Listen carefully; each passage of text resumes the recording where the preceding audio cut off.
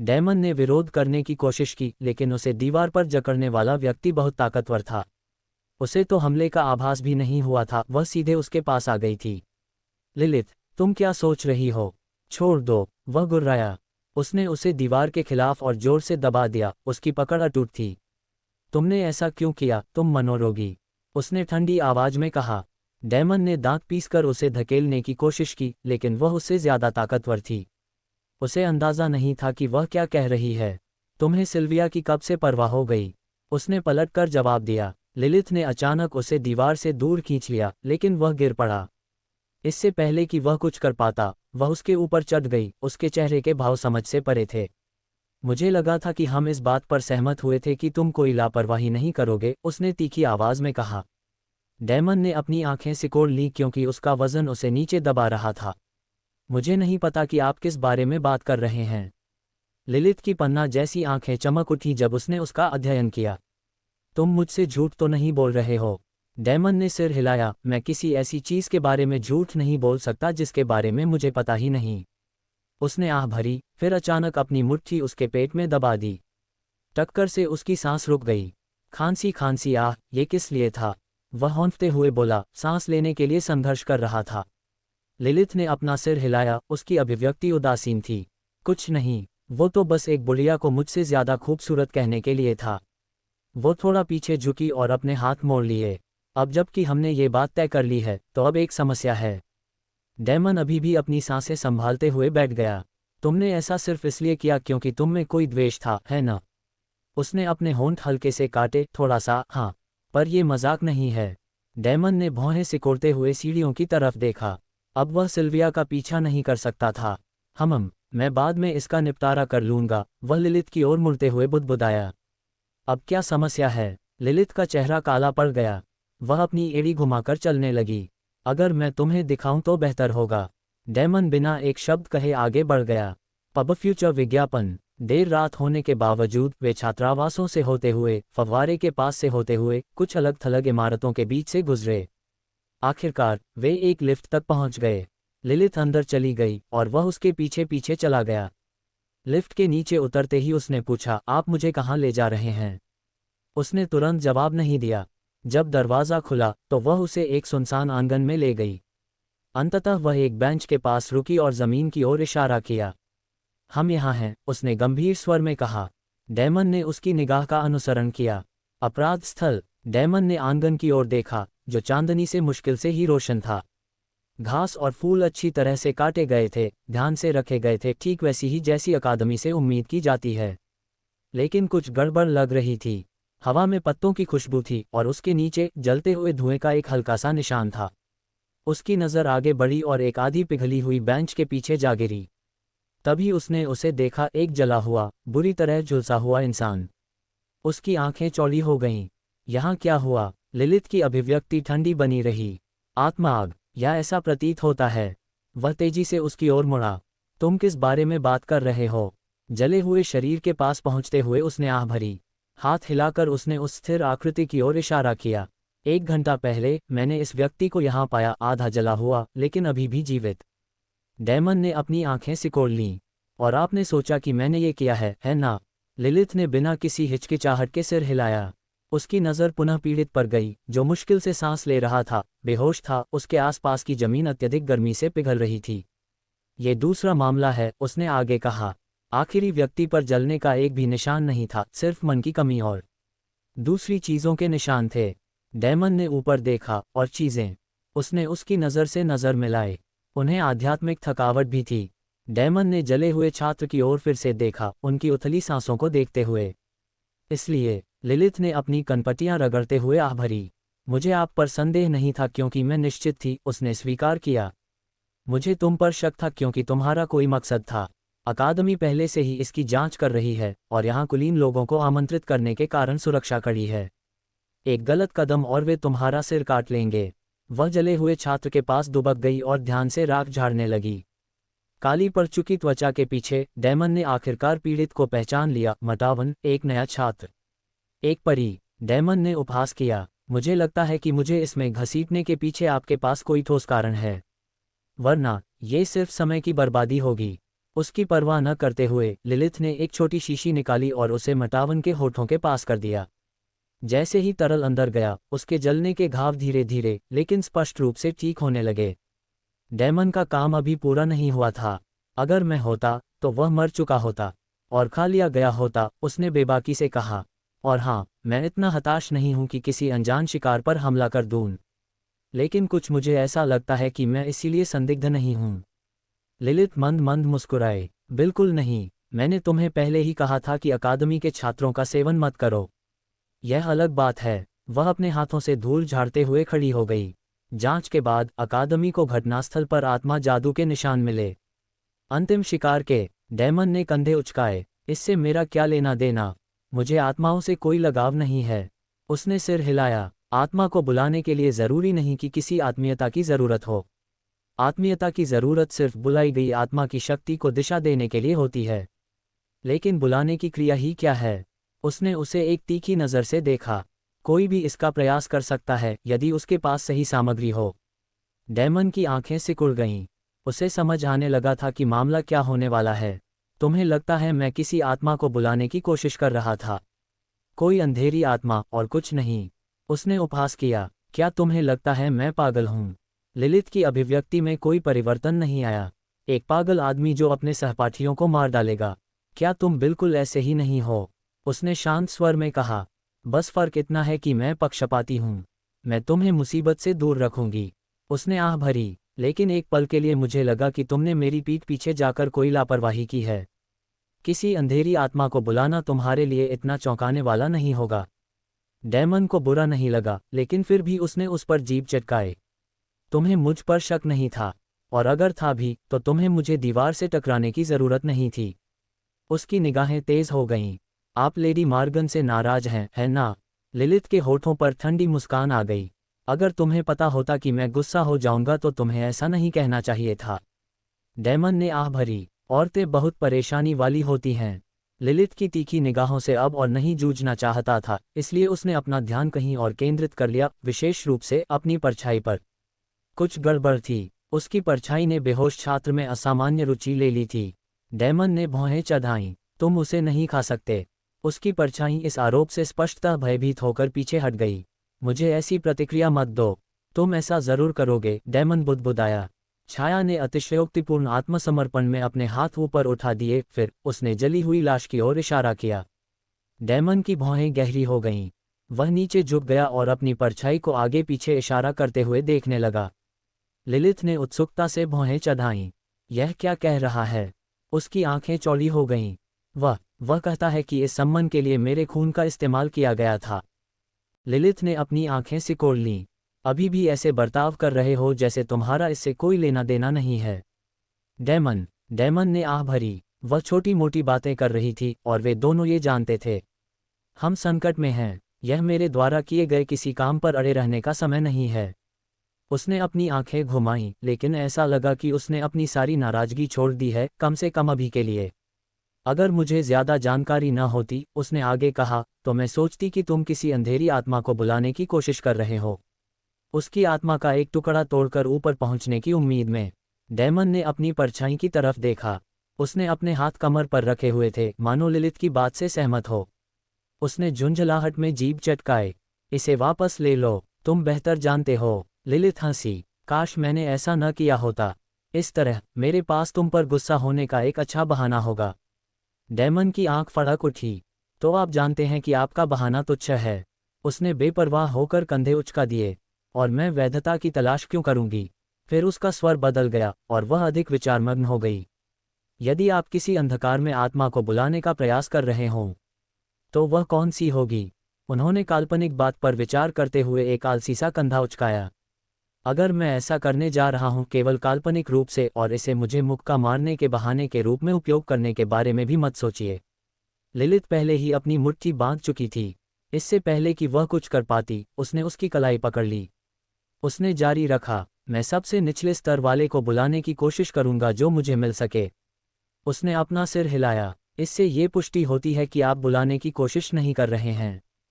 सबसे पहले आपको एक नाम की जरूरत है, चाहे वह कोई दानव हो, देवता हो, आत्मा हो, या फिर कोई इंसान ही क्यों न हो। अगर आप ऐसा नहीं करते तो आपको बस वही नाम लेना होगा जो आपसे मिलता जुलता हो, और जो सबसे करीबी मेल खाता है, जो इन ज़रूरतों को पूरा करता है, वही कॉल का जवाब देगा। उसने उसकी ओर देखा। जब तक तुम्हें पता न हो और तुम मेरे साथ खेल रहे हो। डैमन ने उपहास किया। मैं स्तब्ध हूँ। मुझ छोटे से बूढ़े पर इतना कम भरोसा। लिलिथ ठंडी मुस्कान के साथ मुस्कुराए। Pub future ads. अगर आपने ऐसा नहीं किया तो फिर किसने किया? आपके खून का इस्तेमाल किया गया। उसने उसके सिर को हिलाकर रख दिया। पता नहीं, मेरा खून मिलना इतना मुश्किल नहीं है। मेरा खून हर जगह बहता है। कोई भी मेरे खून से सनी मिट्टी खोदकर निकाल सकता था, जहां मैं ट्रेनिंग करता हूं, अस्पताल में, यहां तक कि हॉल में भी। अरे, मरहम लगाने वालों के पास तो मेरे पैचअप करने के लिए बहुत कुछ है। मैं हर जगह खून के निशान छोड़ जाता हूँ। बस इसे साफ कर देना ही काफ़ी है ताकि इसका गलत इस्तेमाल न हो। डैमन ने छात्र की ओर देखा, जो अब लगभग ठीक हो चुका था लेकिन अभी भी बेहोश था। उसकी आध्यात्मिक शक्ति समाप्त हो चुकी थी, यानी वह जल्द ही नहीं जागेगा। जमीन पर जले हुए निशानों ने डैमन का ध्यान खींचा। वे जाने पहचाने थे। उसने उन्हें पहले भी देखा था। हाँ, उसी रात जब रीन एम्ब्रिज की मृत्यु हुई थी। मैं जानता हूँ ये कौन है। लिलिथ की आंखें ठंडी हो गईं। कौन? डैमन ने सबसे महत्वपूर्ण तथ्यों को छानकर उन्हें एक साथ जोड़ा। ये वही व्यक्ति है जिसने मुझे टोबियास को मारते देखा था। अगला व्यक्ति जिसे मैंने मारा वह रीन एम्ब्रिज था, लेकिन रीन पर जलने का कोई निशान नहीं था। जब मैंने उसे पाया तो वह पहले से ही बेहोश था, फिर भी उसके आसपास का इलाका झुलसा हुआ था। मैंने पहले सोचा था कि ऐसा इसलिए हुआ क्योंकि उसमें अग्निगुण था, इसलिए उसने गिरने से पहले कुछ मंत्र छोड़े थे। लेकिन मैं गलत था। वह सूखी हंसी हंस पड़ा। मुझे पता था कि कुछ गड़बड़ है। लिलिथ ने आह भरी। ये छिपी हुई आकृति हर गुजरते दिन के साथ और भी ज्यादा परेशान करने वाली होती जा रही थी। ठीक है, कम से कम एक संदिग्ध तो हमारे हाथ लग गया, भले ही हमें उसकी पहचान ना पता हो। अब हमें ये पता लगाना होगा कि वे किस आत्मा को बुला रहे हैं। प्रकार के आधार पर यह एक राष्ट्रीय संकट बन सकता है। डैमन ने सिर हिलाया। अगर यह निम्न स्तरीय अंधेरी आत्मा होती तो यह खतरनाक तो होती, लेकिन काबू में भी आ सकती थी। अगर यह उच्च स्तरीय अंधेरी आत्मा होती तो यह एक गंभीर समस्या होती। लेकिन अगर यह एक महान अंधेरी आत्मा होती तो यह एक आपदा होती। किस प्रकार की आग का उपयोग होता है? उन्होंने पूछा। लिलिथ ने अपना सिर हिलाया। काफी सारे। हम निश्चित नहीं हो सकते। असली सवाल यह है कि आपको किस में रुचि है। डैमन ने कंधे उचकाए। मेरा किसी आत्मा से कोई संबंध नहीं है। उसने सिर हिलाया। सच है, लेकिन आपको अंधेरे से लगाव है। डैमन ने उसकी तरफ देखा। ऐसा लग रहा था जैसे वह उससे ज्यादा जानती हो। तुम्हें पता है कि वे किस तरह की आत्मा को बुलाने की कोशिश कर रहे हैं? नहीं, लेकिन जो भी हो, हमें उन्हें रोकना होगा। डैमन ने संदेह से सिर हिलाया। हमें नहीं पता कि उन्हें मेरा कितना खून मिला, लेकिन यह उनके बुलाने के लिए पर्याप्त नहीं होगा। लिलिथ ने अपना सिर हिलाया। नहीं, बस इतना ही काफ़ी है। असली मुद्दा तो आत्मा के लिए सही पात्र ढूंढना है, वरना वे अनजान छात्रों का इस्तेमाल क्यों करेंगे? डैमन ने सांस छोड़ी। तो फिर इन सभी छात्रों में क्या समानता है? पहला था रीन एम्ब्रिज, उसमें अग्निगुण था। दूसरा कौन था? लिलिथ ने भौहें चढ़ाईं। ये क्लिफ था, उसमें पृथ्वी का गुण था, वह मिडशायर का एक बौना था। डैमन उनके सामने पड़े बेहोश छात्र की ओर मुड़ा। और वह एक परी, उसका गुण लकड़ी है। लिलिथ ने अपना पेजर निकाला। अब तक उनके बीच कोई स्पष्ट सामान्य कारक नहीं है, सिवाय इसके कि वे सभी प्रथम वर्ष के छात्र हैं और पुरुष हैं। पहला मानव था, दूसरा एक बौना, तीसरा एक परी। डैमन की छाती में जकड़न आ गई। उसके खून के इस्तेमाल ने उसे अकादमी की अपरिहार्य जांच में या तो मुख्य संदिग्ध बना दिया या मुख्य शिकार। अगर उन्हें यह पता चल गया तो यह एक समस्या होगी। लिलिथ ने अपना पेजर कान पर लगाया और घटना की जानकारी दी। उसने विवरण स्पष्ट रखा, केवल जरूरी बातें ही बताईं। अपनी बात खत्म करने के बाद उसने डैमन की तरफ देखा। हालात के बारे में सोचते सोचते उसकी चिंता और गहरी होती जा रही थी। चिंता मत करो, उसने कहा। अगर अकादमी को पता भी चल जाए कि तुम्हारे खून का इस्तेमाल किसी सामग्री के रूप में किया गया था, तो भी उन्हें तुम पर शक नहीं होगा, कम से कम अभी तो नहीं। फिलहाल हमें अकादमी और कल होने वाले नोबल सम्मेलन पर ध्यान केंद्रित करना है। डैमन ने सिर हिलाया। वह सही थी। उसे अभी भी यह सुनिश्चित करना था कि सम्मेलन उसके पक्ष में हो, कि उसके सारे अपराध मृत मार्कस फेजॉय पर थोपे जाएं। उसे यह सुनिश्चित करना था कि फेजॉय परिवार के प्रतिनिधि मामले को ठीक वैसे ही संभालें जैसा वह चाहता था। जहां तक उस व्यक्ति का प्रश्न है जो अंधकार में आत्मा को बुलाने का प्रयास कर रहा है, जब वे अंततः अपना कुरूप रूप दिखाएंगे तो वह उनसे निपटेगा। मुझे और अधिक शक्ति चाहिए। उसके मन में एक विचार आया, क्या वह अराजकता का फायदा उठाकर अपना स्तर ऊपर उठा सकता है? इस जीवन में कुछ भी मुफ्त नहीं मिला, कोई जोखिम नहीं, कोई इनाम नहीं। अकादमी की जांच टीम कई उपचारकों और उच्च स्तरीय पुनर्प्राप्ति औषधियों के साथ पहुंची, जिन्होंने छात्र की क्षीण हो चुकी आत्मा को शीघ्रता से पुनःस्थापित कर दिया। डैमन की उम्मीदों के विपरीत उन्हें उस पर शक भी नहीं हुआ, न तो उसके शामिल होने का, न ही उसके खून के इस्तेमाल के बारे में। उससे और लिलित से बस कुछ सरसरी सवाल पूछे गए। ऐसा लग रहा था कि अकादमी को पहले से ही अंदाजा था कि क्या हो रहा है, या कम से कम एक सुराग तो मिल ही गया था, जिसका मतलब था कि उस पर आरोप लगने की संभावना फिलहाल टल गई थी। प्रोफेसर क्रोम जांच दल के साथ चिंतित भाव लिए हुए आए थे। उस हृष्टपुष्ट वृद्ध ने डैमन के कंधे पर जोर से थपथपाकर उसे आश्वस्त किया, जैसे कोई दयालु दादा किसी बच्चे के डर को कम कर रहा हो। डैमन ने राहत की सांस ली। उसे अंदाजा भी नहीं था कि उसकी चिंताएं इतनी स्पष्ट थीं कि उसके प्रोफेसर भी उस पर ध्यान दे रहे थे। लिलित के साथ अकादमी के लंबे गलियारों में चलते हुए सुबह की सुनहरी रोशनी उसके मन में छाए संदेहों और चिंताओं को दूर करने में जरा भी कामयाब नहीं हो रही थी। उसकी समस्याएं लगातार बढ़ती ही जा रही थीं। कल तक उसकी सबसे बड़ी चिंता सिल्विया थी, और अब उसे इस बात की चिंता थी कि कोई मास्टरमाइंड उसके खून का इस्तेमाल करके किसी काली आत्मा को बुला रहा है। उन्होंने इस विषय पर कुछ शोध किया था। किसी को किसी अंधेरी आत्मा के लिए किसी उपकरण की ज़रूरत शायद इसलिए पड़ती थी क्योंकि उनमें खुद आत्मा के प्रति लगाव नहीं होता था और वे उस शक्ति को सीधे प्रसारित नहीं कर सकते थे। इसके बजाय वे आत्मा को नियंत्रित करने के लिए किसी उपकरण को गुलाम बना लेते थे, या उससे भी बदतर, उस मेजबान से आत्मा की शक्ति निकालकर उसे अपने लिए इस्तेमाल कर लेते थे। अगर सही तरीके से किया जाए तो यह तरीका उन्हें नई क्षमताएं हासिल करने में मदद कर सकता था, जिनमें आत्मा के जादुई गुण भी शामिल थे। डैमन लिलित के पीछे पीछे दालान में चला गया जब तक कि वे एक विशाल द्वार पर नहीं पहुंच गए। बिना किसी हिचकिचाहट के उसने उसे धक्का देकर खोला और अंदर कदम रखा। जैसे ही वह अंदर आए, उसे कुछ भी महसूस नहीं हुआ, कुछ भी नहीं। ऐसा लगा जैसे कमरे के अंदर की परछाइयां पूरी तरह से दब गई थीं जब तक कि वह खुद दहलीज पार नहीं कर गया। बाधा जादू। उसकी नज़र दरवाजे पर लगे रूनों की ओर गई। कमरा विशाल था, बिना खिड़कियों के, मानो किसी भी चीज़ को बाहर निकलने से रोकने के लिए। अंदर की हवा अस्वाभाविक रूप से ठंडी थी, जो एयर कंडीशनिंग के जादू से प्रभावित एक कलाकृति का नतीजा थी। कमरे के बीचों बीच एक बड़ी, गोल मेज रखी थी, जिसकी अलंकृत सतह पर सैकड़ों चमकते हुए रून और नीचे कुछ जादुई क्रिस्टल जड़े हुए थे। बीच में एक बड़ा सा डिस्प्ले लटका हुआ था, जिससे वहां मौजूद लोगों पर एक अजीब सी चमक छा रही थी। कमरे का माहौल औपचारिकता से भरा हुआ था। उस भव्य मेज के चारों ओर 4 प्रोफेसर बैठे थे, साथ में एक बुजुर्ग महिला भी थी, जिनकी उपस्थिति अलौकिक लग रही थी। डैमन ने उन्हें तुरंत पहचान लिया, मैराबेल डेफोंटी, अकादमी की एक सेवानिवृत्त अधिकारी। हालांकि अब वह सक्रिय प्रशिक्षक नहीं थी, फिर भी वह अकादमी की सबसे वरिष्ठ सदस्यों में से एक थी और चौथी कक्षा तक पहुंच चुकी थीं। वह उनकी जादुई विशेषताओं या उनके द्वारा सिखाई गई विशिष्ट कक्षाओं के बारे में नहीं जानता था, क्योंकि वह केवल द्वितीय वर्ष और उससे ऊपर के छात्रों को ही पढ़ाती थीं, लेकिन उसने उनकी प्रतिष्ठा के बारे में सुना था। हालांकि चारों प्रोफेसर उनसे अधिक परिचित थे। प्रोफेसर क्रोम, अंतरिक्ष विशेषता जादू के साथ दयालु बूढ़े आदमी। प्रोफेसर एमराल्डा, हरे बालों वाली प्रशिक्षक जो स्पष्ट रूप से उससे घृणा करती थी, विशेष रूप से तब से जब उसने ज़ैंडर को हराया था, लेकिन फिर भी उसके छात्र के रूप में उसके प्रति अनिच्छा से परवाह दिखाती थी। प्रोफेसर टुनपिक, वह राक्षस जिसकी जंगली, शक्तिशाली आभा से यह स्पष्ट हो जाता था कि वह कोई साधारण शिक्षाविद नहीं था। और अंत में केल ब्लैकथॉर्न। डैमन को लगा था कि उसे सस्पेंड कर दिया गया है, लेकिन वह यहाँ था। उसकी काली और भयावह उपस्थिति पहले की तरह ही दमनकारी थी। उस आदमी ने उसे और लिलित को देखा, उसकी तीखी निगाहें समझ से परे थीं। लिलित सबसे पहले बोले, अकादमी सीनेट के सदस्यों को नमस्कार। डैमन ने भौहें चढ़ाईं, लेकिन उसके पीछे चलते हुए एक छोटा सा झुककर प्रणाम किया। सीनेट के सदस्यों ने हल्के से सिर हिलाकर उनका स्वागत किया। लिलित और डैमन अपने अपने प्रोफेसरों के पीछे अपनी जगह पर बैठ गए। डैमन क्रोम और एमराल्डा से थोड़ी दूर, थोड़ा सा किनारे पर खड़ा होकर शांत भाव से सभा को देख रहा था। एमराल्डा ने डैमन की ओर देखा, उसके होठों पर एक हल्की सी मुस्कान थी, फिर वह थोड़ा झुकी और फुसफुसाए। मैंने सुना है कि तुमने इंपीरियल अकादमी के प्रथम वर्ष के छात्रों के एक पूरे समूह को पीट दिया। उसने अपना मुंह हाथ से ढक लिया, मानो अपनी खुशी छुपा रही हो।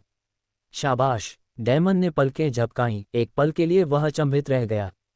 वह जानता था कि एथर अकादमी और इंपीरियल अकादमी के बीच गहरी प्रतिद्वंद्विता है, लेकिन फिर भी एमराल्डा जैसी सौम्य महिला को इस तरह की हिंसा को बढ़ावा देते हुए सुनना अप्रत्याशित था। धन्यवाद, वह अजीब तरह से बुदबुदाया। पास खड़े केल ने एमराल्डा को ठंडी नज़र से देखा।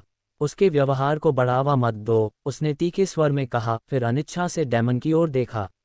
लेकिन एक बूढ़ी औरत पर अत्याचार करने वाले नीच लोगों को उनकी जगह पर रखना ठीक है, क्रोम ने हंसते हुए कहा, लेकिन कुछ नहीं। हालांकि उसका मनोरंजन स्पष्ट था। इससे पहले कि चर्चा आगे बढ़ पाती, मेज के शीर्ष पर बैठी बुजुर्ग महिला मैराबेल डेफोंटिक ने अपना गला साफ किया और तुरंत ही कमरे का ध्यान अपनी ओर आकर्षित कर लिया। बस सब लोग, हालांकि लड़के ने अच्छा काम किया, लेकिन हमारे पास और भी ज़रूरी काम हैं। Pub future ads. कमरे का माहौल तुरंत बदल गया। बेकार की बातें और हल्की फुल्की टिप्पणियां फीकी पड़ गईं और उनकी जगह गंभीर चर्चा का शोर मच गया। मैराबेल की आवाज़ में एक ऐसे व्यक्ति का अधिकार था जो विद्वानों और योद्धाओं दोनों को आदेश देने का आदी हो। हमने पहले ही सब कुछ पर चर्चा कर ली है और सारे सबूत इकट्ठा कर लिए गए हैं। हम यहाँ इसलिए हैं ताकि बातचीत कर सकें और वैकल्पिक विकल्प तैयार कर सकें। सब कुछ अकादमी की चारदीवारी के भीतर ही रहे। क्रोम ने अपनी दाढ़ी सहलाते हुए सिर हिलाया। यह इस धारणा के तहत है कि रईस कोई लापरवाही नहीं करेंगे और सारा मामला उजागर नहीं करेंगे। अकादमी चाहती है कि इसे छिपाया जाए, सिर्फ आमंत्रित लोगों तक ही सीमित रखा जाए। केल की तीखी आंखें सिकुड़ गईं। खुद एक कुलीन होने के नाते मैं यकीन से कह सकता हूं कि कोई भी कुलीन स्वेच्छा से मंदिर में शामिल नहीं होगा जब तक कि वह सचमुच हताश न हो। उनके पास खोने के लिए बहुत कुछ है, खासकर जो हमने उजागर किया है उसके बाद। एमराल्डा ने सिर हिलाया। सिवाय इसके कि इन लोगों ने अपने वार्ड खो दिए, उनके पास हताश होने के लिए पर्याप्त कारण हैं। कमरे में भारी सन्नाटा छा गया। डैमन को तनाव बढ़ता हुआ महसूस हो रहा था। उसका पेट ऐंठने लगा था। उसका दिल भारी हो रहा था। यही सच्चाई का क्षण था। अगर सब कुछ योजना के मुताबिक हुआ तो वह आज़ाद होकर बाहर निकलेगा। अगर ऐसा नहीं हुआ तो फांसी उसका इंतजार कर रही थी। उसने हर संभावना पर विचार किया था, हर पहलू पर हिसाब लगाया था। उसे जीतना ही था। जैसे ही वह ये सोच रहा था कि यह सब कैसे गलत हो सकता है, दरवाजे खुल गए। लेडी मॉर्गन अंदर आई। उनके चेहरे पर थकान तो थी, लेकिन वे अडिग थीं। उनके पीछे शूरवीरों और सेवकों का एक दल था। उनकी चाल सटीक और नियंत्रित थी। उनमें कई अच्छे कपड़े पहने हुए रईस भी थे, जिनकी निगाहें ठंडी और अटल थीं। वह आगे बढ़ी, उसकी आवाज़ पूरे कक्ष में गूंज उठी। आइए शुरू करें। मैं अपने बेटे के लिए न्याय चाहती हूँ, भले ही इसके लिए मुझे खून बहाना पड़े। डैमन का दिल ठंडा हो गया क्योंकि उसकी रिमोर्सलेस स्किल सक्रिय हो गई, जिससे उसका डर दब गया और ठंडे तर्क ने उसे नियंत्रण में ले लिया। अपने दोस्तों के साथ साझा करें। लेडी मॉर्गन के शब्दों के बाद माहौल में तनाव छा गया। प्रोफेसर अपनी अपनी निर्धारित सीटों पर बैठे थे। उनके चेहरे पर गंभीर भाव थे, जबकि उनके सामने कुलीन वर्ग गोल मेज के दूसरी तरफ बैठा था। उनमें एक बुजुर्ग आदमी भी था जो नीले रंग के शानदार वस्त्र पहने हुए था। उसकी करीने से कटी हुई गोटी उसे औपचारिकता का एहसास दे रही थी। उसने एक काली छड़ी पकड़ी हुई थी, हालांकि ऐसा लग रहा था कि यह ज़रूरत से ज़्यादा दिखावे के लिए है। उसकी तीखी, पैनी आंखों में कामुकता की झलक थी, जिससे डैमन बेचैन हो गया। मुझे यह एहसास ही नहीं था कि उसका बूढ़ा आदमी सचमुच बूढ़ा आदमी था, डैमन ने शुष्क स्वर में सोचा। ये फ्लिक फेजॉय था, मार्कस का पिता और फेजॉय परिवार का मुखिया। मार्कस उसके सबसे छोटे बेटे से कोसों दूर था। फ्लिक के कई बच्चे थे, जिनमें से कुछ अभी भी शैशवावस्था में थे। उसकी बदनामी थी, उसने जायज़ और नाजायज़ दोनों तरह से कई पत्नियां और रखेलें हासिल की थीं। इससे भी बुरी बात यह थी कि उसके बारे में ऐसी अफवाहें थीं कि उसने नौकरानियों और आम लोगों से नाजायज़ बच्चे पैदा किए थे, जिन पर उसने ज़बरदस्ती की थी। डैमन को ये जानने के लिए उसे व्यक्तिगत रूप से जानने की ज़रूरत नहीं थी कि वह किस तरह का आदमी था। फ्लिक की नज़रें कभी कभी लिलिथ की छाती की ओर उठ जाती थीं, जिससे उसका संदेह पुष्ट हो जाता था। क्या सुअर है! कोई आश्चर्य नहीं कि मार्कस जैसा निकला। अगला एक युवक था जिसके बाल बेहद लाल थे। उसने हल्के कवच पहने थे और कमर में तलवार बंधी थी। उसका व्यवहार योद्धा जैसा था, हालांकि उसका चेहरा शांत और संयमित था। रेनहॉर्डट एम्ब्रिज, रेन एम्ब्रिज का बड़ा भाई। अगर वह अपने भाई जैसा था तो शायद दोनों में एक ही जादुई गुण थे। डैमन ने मन ही मन ये बात नोट कर ली। उसके बगल में फूलों से सजी पीली पोशाक पहने एक महिला बैठी थी। उसका चेहरा भारी मेकअप से ढका हुआ था, मानो वह अपनी दौलत का दिखावा कर रही हो। मीडिया बोनेया, वह बोनेया परिवार की प्रतिनिधि थी। इससे भी महत्वपूर्ण बात यह थी कि वह लाक की बुआ थी, डैमन द्वारा मारे गए कुलीनों में से एक। अगला एक अधेड़ उम्र का आदमी था जिसके घने मूंछें और हट्टा-कट्टा शरीर था। उसकी सिलवाई हुई पोशाक उसके शरीर को मुश्किल से ढक पा रही थी और डैमन को साफ लग रहा था कि एक भी गलत हरकत उसके कपड़े फाड़ सकती है। फालान तातारस्तान, मैल्कम तातारस्तान के पिता, अपने बेटे की तरह उनमें भी एक योद्धा का सा गुण था जो क्रूर बल से मामलों को सुलझाने में माहिर था। उससे थोड़ी दूरी पर एक गोरी त्वचा वाली औरत बैठी थी, उसकी उपस्थिति से फूलों की हल्की सी खुशबू आ रही थी। उसके कान परी जैसे थे, परियों का एक विशिष्ट गुण। गानिया परिवार का मुखिया, अपनी नाजुक बनावट के बावजूद वह मैल्कम गानिया की जैविक माँ थीं।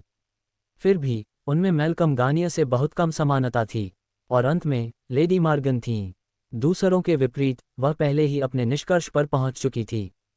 डैमन उसकी आंखों में अटल दृढ़ संकल्प देखकर यह समझ गया, ये सभी लोग एक ही कारण से एकत्रित हुए थे, क्योंकि उसने उनके बच्चों को मार डाला था और खा लिया था। लेकिन अपने बचाव में वे पहले उसके अत्याचारी थे। उसने कभी दया न दिखाने की कसम खाई थी। हर कर्ज पूरा चुकाया जाएगा। फिर भी इससे पहले कि वह अपने विश्वासों पर अमल कर सके, उसे इस मुकदमे से गुजरना पड़ा। रईस सम्मेलन कक्ष में अकड़कर बैठे थे, उनके शूरवीर और सेवक दरवाजे के बाहर इंतजार कर रहे थे। लेकिन उन्हें कोई चिंता नहीं थी। एथर अकादमी उन्हें कोई नुकसान नहीं पहुंचाएगी, कम से कम सीधे तौर पर तो नहीं। और अगर अकादमी उन्हें मरना भी चाहती थी तो भी बच निकलना एक बेवकूफ़ी भरा सपना था। लेडी मॉर्गन की नज़रें फ्लिक फेजॉय पर टिकी रहीं, उनके चेहरे पर गहरी नाराज़गी साफ झलक रही थी। यह उनकी पहली मुलाकात थी, फिर भी उन्होंने उसे ऐसे देखा जैसे वह उसे बरसों से जानती हों। डैमन भावशून्य रहा। उसे संभवतः मार्कस से सब कुछ जोड़ने के लिए पर्याप्त सबूत मिल चुके हैं। पब फ्यूचर एड्स, वह निश्चित था। जैसे ही उसके पास सभी आवश्यक सबूत आ जाते, वह भड़क उठती। जहां तक उसका सवाल है, उसे तो बस उसी के अनुसार प्रतिक्रिया करनी थी। अभिवादन का आदान प्रदान नहीं हुआ। ये लोग बदला लेने आए थे, या कम से कम अपने नुकसान के दर्द को कम करने के लिए कुछ लाभकारी चीज की तलाश में आए थे। केल खड़े हो गए। एक प्रतिष्ठित कुलीन परिवार से आने वाले प्रोफेसर होने के नाते उनके पास अधिकार और विश्वसनीयता दोनों थे। उनका पहले बोलना सबसे तार्किक विकल्प था। उसने अपना गला साफ किया। हेक्टोस के 15वें दिन की शाम तक एथर अकादमी परिसर के भीतर जंगल में छात्र लाग बोनेया के अवशेष या उनके अभाव पाए गए। उनके साथ हमें पंजों के निशान मिले, जिन्हें शुरू में एक राक्षस माना गया था। उन्होंने अपना हाथ हिलाया, जिससे मेज के बीच में एक डिस्प्ले सक्रिय हो गया। एक उभार झिलमिला उठा, धरती में गहरे पंजे के निशान खून से सने हुए। रईस लोग गौर से देख रहे थे, उनके हाव भाव समझ से परे थे, जबकि प्रोफेसर शांत थे। वे ये सबूत पहले भी देख चुके थे। गहन जांच के बाद हमने पाया कि ये पंजों के निशान किसी ज्ञात राक्षस के नहीं थे, केल ने आगे कहा। पहले तो हमें अकादमी के बैरियर में सेंध लगने का शक हुआ। हालांकि ऐसा भी नहीं था। प्रदर्शन स्थानांतरित हो गया तथा चित्रों और अभिलेखों का क्रम सामने आ गया। जब केल ने घटनाओं की श्रृंखला का विवरण दिया, एक एक करके घटित होने वाली दुखद मौतें, जिनमें मार्कस फेजॉय के लगभग सभी साथी मारे गए। उनमें से एकमात्र अप्रभावित व्यक्ति ज़ैंडर रेवेंसक्रॉफ्ट था। जैसे जैसे प्रोफेसर बोलते गए, प्रक्षेपणों ने कई गंभीर सबूत उजागर करने शुरू कर दिए। सबसे पहले मार्कस फेजॉय के व्यवहार में अजीबोगरीब और अनियमित बदलाव। फिर उसके अपने कमरे में मिले लिखित विवरण, उसके कथित दिव्य मिशन, ईश्वर से उसकी बातचीत, और उसके इस विश्वास के बारे में बेतुकी बातें भरी हुई थीं कि वह एक प्रेषित था जिसे उसके दोस्तों को शुद्ध करके बचाने के लिए भेजा गया था। उनकी डायरी में अंतिम भयावह प्रविष्टि ने उनके स्वयं के उत्थान की घोषणा की। मैं महान प्रेरित हूँ। कमरे में तनाव बढ़ गया। जैसे जैसे सारी बातें अपनी जगह पर आती गईं, रईसों के हाव भाव धीरे धीरे बदलते गए। वे अपने अपने निष्कर्ष निकाल रहे थे, इसलिए नहीं कि अकादमी मार्कस पर आरोप लगा रही थी, बल्कि इसलिए कि सबूतों के इतने विशाल भार ने संदेह की कोई गुंजाइश नहीं छोड़ी थी। सबसे अधिक ध्यान देने योग्य प्रतिक्रिया फ्लिक फेजॉय की ओर से आए। उसका चेहरा काला पड़ गया, उसकी मुट्ठियां भींच गईं, क्योंकि उसके बेटे के खिलाफ सबूत लगातार बढ़ते जा रहे थे।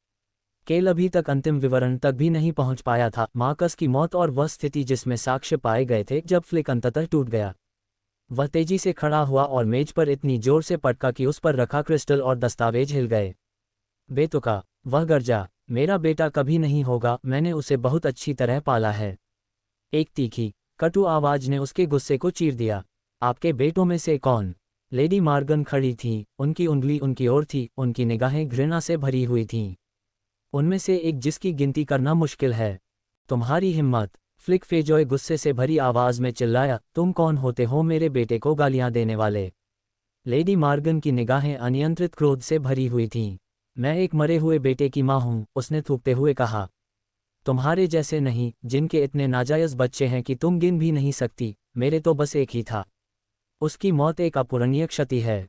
उसने उसकी ओर उंगली उठाई, उसका चेहरा उपहास से भरा हुआ था। ऐसा नहीं है कि आप जैसा कोई व्यक्ति इसे समझ पाएगा। कुछ ही देर में शिष्टाचार टूट गया और वे एक दूसरे पर गालियां बरसाने लगे। फालन तातारस्तान की मुट्ठियां भींची हुई थीं, उसकी आभा संयमित आक्रामकता से भरी हुई थी जब वह फ्लिक को घूर रहा था। मीडिया बोने अपनी सीट पर असहज होकर हिलने लगी, कमरे में बढ़ती शत्रुता को देखते हुए उनके चेहरे पर तनाव था। दूसरी ओर लेडी गार्नियर ने केवल आह भरी, लेकिन उनकी कसकर बंद मुट्ठियों ने उनकी असली भावनाओं को उजागर कर दिया। हम कितना हंगामा मचा रहे हैं, वह बुदबुदाए। और तब कमरे का तापमान बहुत गिर गया। एक आवाज, कमजोर किंतु निरपेक्ष, हवा में कोड़े की तड़तड़ाहट की तरह गूंज रही थी। पर्याप्त। जैसे ही बूढ़ी औरत ने बात की, कमरे पर एक जबरदस्त दबाव छा गया। वहां दम घुट रहा था। डैमन का सिर घूम गया क्योंकि एक चौथी श्रेणी के एडवांसमेंट की ताकत उन पर टूट पड़ी। उसके विचार धीमे पड़ गए, उसकी सांसें अटक गईं, और उसकी स्किल रिमोर्सलेस के सक्रिय होने के बावजूद एक ठंडा डर उसकी हड्डियों में समा गया। वह कमजोर दिखने वाली बूढ़ी औरत वहां बैठी थी, उसकी उपस्थिति कमरे में मौजूद बाकी सभी लोगों को बौना बना रही थी। मैराबेल डेफोंटी। जिस क्षण उसने अपनी आभा छोड़ी, कुलीन लोग जो एक दूसरे पर टूट पड़ने से कुछ ही सेकंड दूर थे स्तब्ध रह गए। उसकी वृद्ध आंखें धीमी और सोची समझी निगाहों से कमरे में घूम रही थीं। बस बहुत हो गया झगड़ा, उसने कहा। उसकी आवाज़ तो सपाट थी, लेकिन उसमें अधिकार का स्पष्ट भाव था। मुझे यकीन है कि हम बचकाने व्यवहार किए बिना इसे सुलझा लेंगे। किसी की बोलने की हिम्मत नहीं हुई। मैराबेल ने संयमित स्वर में कहा, इस मामले पर कोई उचित निष्कर्ष निकालने से पहले हम प्रत्येक प्रतिष्ठित प्रतिनिधि की बात सुनेंगे। प्रत्येक व्यक्ति को बोलने का अवसर दिया जाएगा और हम संगठित तरीके से अपना आचरण करेंगे। उसने अपनी नज़र फ्लिक फेजॉय की ओर घुमाई। आप शुरू कर सकते हैं, लॉर्ड फेजॉय। पब फ्यूचर विज्ञापन। फ्लिक हिचकिचाया। साफ था कि अपने अहंकार के बावजूद वह भी जानता था कि माराबेल के धैर्य की परीक्षा लेना ठीक नहीं। थोड़ी देर रुकने के बाद उसने धीरे से सिर हिलाया। डैमन प्रभावित हुए बिना नहीं रह सका। इस सभा की मुखिया ने अपनी पहचान बना ली थी। पहले तो उन्होंने कमरे को शांत करने और नियंत्रण स्थापित करने के लिए अपनी आभा बिखेरी। फिर उन्होंने चर्चा को इस तरह से प्रस्तुत किया कि वे बिना किसी अराजकता में उलझे उसमें भाग लेने के लिए मजबूर हो गए। उत्कृष्ट। फ्लिक फेजॉय, जो अब काफी शांत हो गया था, ने अपनी मुद्रा सीधी कर ली। उसकी हमेशा की कामुक नज़र, जो कुछ देर पहले लिलिथ एस्ट्रानोवा के भरे पूरे शरीर पर टिकी हुई थी, अब गायब हो गई थी। डैमन ने उपहास किया। जैसे ही मामला गंभीर हुआ, इस सुअर ने औरतों को घूरना बंद कर दिया। शायद मुझे इसे उसके बेटे के साथ मौत के घाट उतार देना चाहिए। फ्लिक ने धीरे से सांस छोड़ी, फिर बोलने से पहले लेडी मॉर्गन की ओर देखा। मेरे बेटे मार्कस को एक ईमानदार कुलीन व्यक्ति के रूप में पाला गया था, एक ऐसा व्यक्ति जो स्वस्थ दिमाग और निर्विवाद चरित्र का हो, उन्होंने दृढ़ता से कहा। वह कभी वह काम नहीं करेगा जिसका आप उस पर आरोप लगा रहे हैं।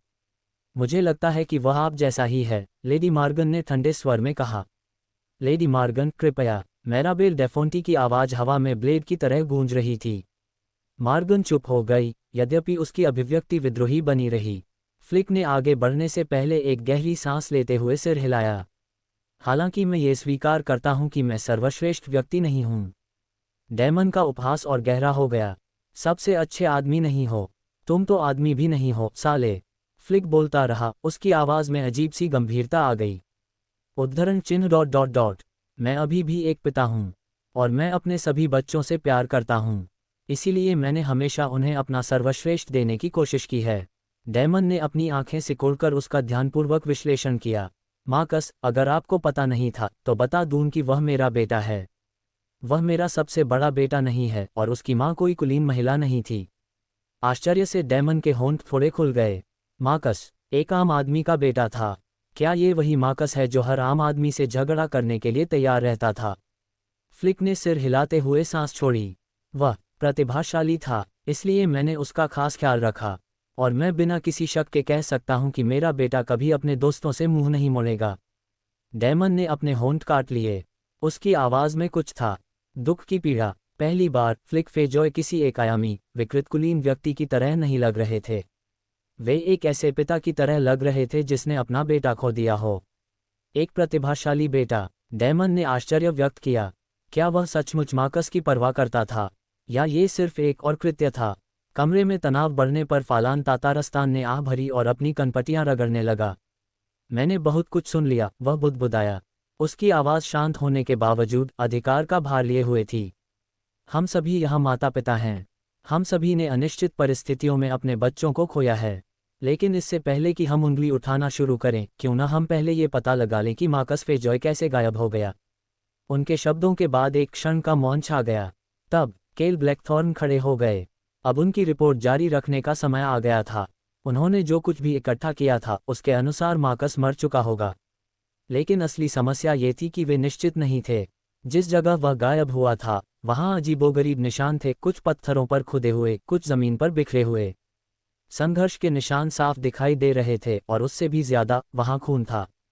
खून जो मार्कस फेजॉय का था। लेकिन जिस तरह से इसकी व्यवस्था की गई थी, यह एक अनुष्ठान जैसा लग रहा था। एक अनुष्ठान जिसका कोई मतलब नहीं था। अप्रशिक्षित नजरों को ये काले जादू का एक भद्दा प्रयास लग सकता है, लेकिन जो लोग ऐसी चीजों को सचमुच समझते हैं उनके लिए यह गलत था। मानो किसी शौकिया व्यक्ति ने, जिसे यह नहीं पता कि काला जादू वास्तव में कैसे काम करता है, इसे एक अनुष्ठान जैसा दिखने के लिए डिजाइन किया था। फिर भी अकादमी को स्वयं काले जादू के बारे में बहुत कम जानकारी थी। मंदिर के कानूनों के अनुसार ऐसा ज्ञान वर्जित था। कोई भी अभिलेख केवल प्राचीन खंडहरों से ही प्राप्त होते थे, और वे भी खतरनाक थे, वर्जित। विशेषकर इसलिए क्योंकि इस अनुष्ठान में एक अजीब देवता के चिन्ह थे। केल ने सांस छोड़ी। उसकी आवाज़ नपी तुली और सतर्क थी। अभी तक हम अनिश्चित हैं कि मार्कस फेजॉय जीवित है या मर गया। हालांकि वह रुका और कमरे को देखने लगा। हमने उस अनुष्ठान स्थल का पता लगा लिया जहां वह बलिदान करता था।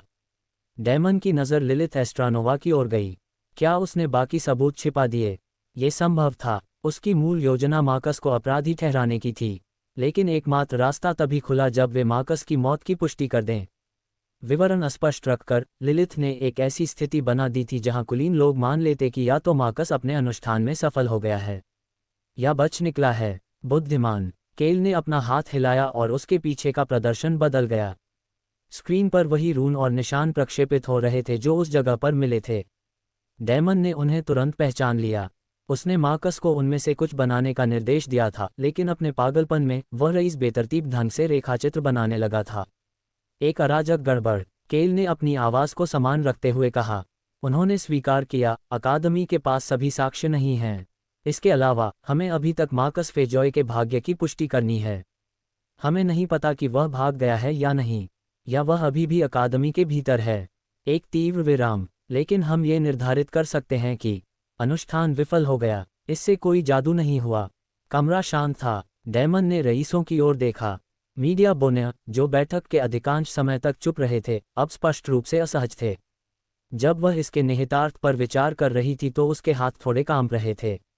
यदि मंदिर को इसकी भनक लग गई तो, यदि उन्हें पता चला कि उनकी अपनी वार्ड लाख पीड़ित हो सकती है, या इससे भी बदतर इसमें शामिल हो सकती है, तो यह एक राजनीतिक आपदा में बदल सकती है। केल अपने साथी प्रोफेसरों की ओर मुड़ा। क्रोम ने उसे धीमे से नपे तुले अंदाज में सिर हिलाया। फिर केल ने कमरे की ओर देखा। उसके अगले शब्दों ने रईसों में एक सदमे की लहर दौड़ा दी। अकादमी एक शैक्षिकी और शोध संस्थान है। अपराधों की जांच करना हमारी विशेषज्ञता नहीं है, उन्होंने कहा। उनकी नज़र वहां मौजूद कुलीन लोगों पर पड़ी। जैसा कि कहा गया है, हम इस जांच को मंदिर न्यायिक जांच और इंपीरियल नाइट ऑर्डर को सौंपने के लिए तैयार हैं। मौन। तब नहीं, सभी सरदार एक स्वर में चिल्लाए। डैमन ने मुश्किल से मुस्कुराहट दबाए। उनकी सामूहिक प्रतिक्रिया बहुत कुछ कहती है। मंदिर न्यायिक जांच। माई वर्चुअल लाइब्रेरी एम्पायर पर नई कहानियों का अनुभव करें। एक ऐसी शक्ति जो सभी को ज्ञात है, और इसका डर अच्छे कारण से था। अधिकांश इंक्विजिशन विनाश की देवी के समर्पित अनुयायी थे, या जैसा कि वे स्वयं को कहलाना पसंद करते थे, विनाश के भक्त। और वास्तव में उन्होंने कई लोगों के लिए विनाश लाया था। मंदिर की यह शाखा विधर्मी जांच पड़ताल और शुद्धिकरण के लिए जिम्मेदार थी।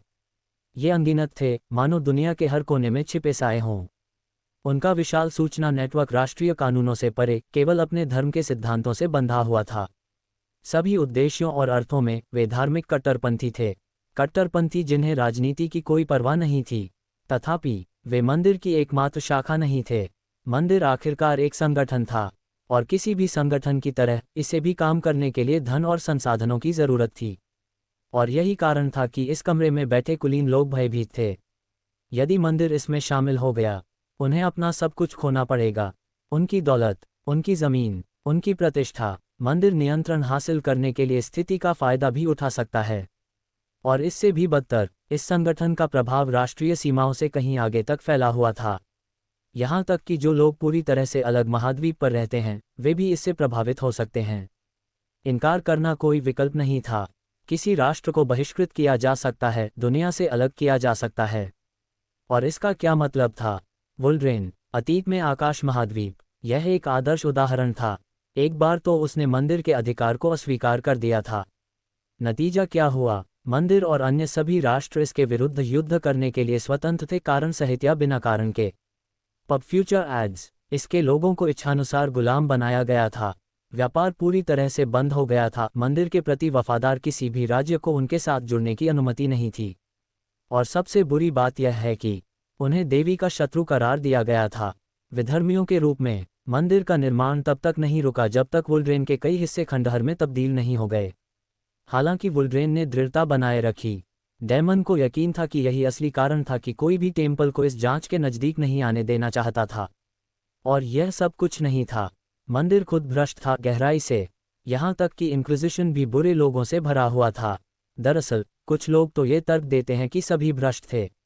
एकमात्र अंतर, ये बुरे अंडे सभी कट्टरपंथी थे। डेमन ने अपनी आंखें सिकोड़ लीं। शायद यही कारण है कि अज्ञात ईश्वर में विश्वास इतनी तेजी से फैल रहा है, विशेषकर वुल्ड्रेन जैसे स्थानों में जहां स्वतंत्रता को आस्था से भी अधिक महत्व दिया जाता था। अज्ञात ईश्वर देवी से भिन्न एक अस्तित्व था। वह पूजा की मांग नहीं करता था, उसे आस्था की परवाह नहीं थी। वह पूजा के प्रति उदासीन थे और केवल व्यक्ति की भावनाओं को महत्व देते थे। लेडी मॉर्गन, जो पहले सबसे मुखर रईसों में से एक थीं, चुप हो गई थीं। अब वह भी स्पष्टतः तनावग्रस्त थी, और कोई भी उसे दोष नहीं दे सकता था। मंदिर को शामिल करने के केल के सुझाव ने बैठक का पूरा माहौल बदल दिया। यहाँ तक कि अकादमी का नेतृत्व भी नहीं चाहता था कि मंदिर इसमें शामिल हो। यही कारण था कि यह बैठक इस एकांत सम्मेलन कक्ष में बंद दरवाजों के पीछे आयोजित की जा रही थी, जिसमें अकादमी सीनेट के केवल कुछ चुनिंदा सदस्य ही उपस्थित थे। डीन यहाँ नहीं, विभागाध्यक्ष यहाँ नहीं हैं, प्रधानाध्यापक अनुपस्थित। वास्तव में डेमन को लिलिथ से पता चला था कि वे सभी हाल ही में अकादमी छोड़कर चले गए थे। क्यों? उसने नहीं कहा था, और उसने पूछा भी नहीं था। कमरे में तनाव गहरा गया। मैराबेल डेफोंटी ने रईसों की प्रतिक्रियाएं देखीं और मन ही मन सिर हिलाया। अच्छा, ये वही था जो अकादमी चाहती थी कि मंदिर उनके मामलों से दूर रहे। देवी का नाम लेकर उन भ्रष्ट कट्टरपंथियों को यहाँ हस्तक्षेप करने की कोई आवश्यकता नहीं थी। तथापि उसके जैसी बूढ़ी औरत इन रईसों को ये सोचने नहीं देना चाहती थी कि उनका हाथ ऊपर है। उसने अपना गला साफ किया। हमने मूल रूप से आप सभी को आपके वार्डों की मृत्यु के बारे में सूचित करने के लिए बुलाया था। जैसा कि आप देख सकते हैं, हालांकि यह वास्तव में एक त्रासदी है, एथर अकादमी के भीतर मौतें असामान्य नहीं हैं। उनका स्वर संतुलित और नियंत्रित था, जिससे उन्हें बहस की कोई गुंजाइश नहीं मिली। प्रवेश परीक्षा अपने आप में एक परीक्षा है। इसके दौरान छात्रों का असफल होना कोई नई बात नहीं है। हालांकि एक बार प्रवेश मिल जाने के बाद प्रथम वर्ष के छात्रों को सेमेस्टर के अंत में होने वाले मूल्यांकन तक आमतौर पर कोई जोखिम नहीं होता है। उसने नाटकीय ढंग से आह भरी, मानो उनके दुख का बोझ उसके कंधों पर भारी हो गया हो। यह, हालांकि, एक बड़ी त्रासदी है। ये मौतें प्रशिक्षण के दौरान नहीं हुईं। इससे हमारे सामने एक विशेष मामला बचता है जो उनके आवेदनों में दर्ज नहीं है। फिर भी जो हो चुका है वह हो चुका है। उसकी पैनी निगाहें रईसों पर घूम रही थीं और वह उनकी चिंतित अभिव्यक्तियों पर नजर रख रही थी। तब उसने अंतिम प्रहार किया। हम इसकी सूचना इंपीरियल नाइट्स और टेम्पल इंक्विजिशन को देंगे। हम ऑरेलियस वेन से संपर्क कर सकते हैं। कमरा जम गया। डेमन ने पलकें झपकाईं। उस नाम, उसने यह बात पहले भी सुनी थी, लेकिन उस आदमी के बारे में उसे कुछ भी पता नहीं था। उसने फुसफुसाते हुए लिलिथ को धक्का दिया। वह पास झुकी और बुदबुदाते हुए बोली, वह एक ड्रैगनकिन है, एक प्रधान अन्वेषक, निर्दयी, ठंडा, गणनाशील, एक ऐसा व्यक्ति जो मानता है कि जिसे वह अशुद्ध मानता है उसे दैवीय अग्नि से जला देना चाहिए। डेमन पीला पड़ गया। सही, उसने उसके बारे में सुना था। ऑरेलियस वेन सुलगता हुआ। अफवाहों में दावा किया गया कि उसने सोलारियन में एक पूरे शहर को भून दिया था और वह उसे फ़ोन करना चाहती है। उनकी प्रतिक्रिया किसी की नज़र से नहीं छूटी और मैराबेल डेफोंटी ने तुरंत ही इसका फ़ायदा उठा लिया। इसके अलावा उसने सहजता से कहा, मैं फादर डेंटालियन को भी जानती हूँ जो स्वयं डायन शिकारी हैं। हम अतीत में दानव युद्धों में साथ लड़े थे।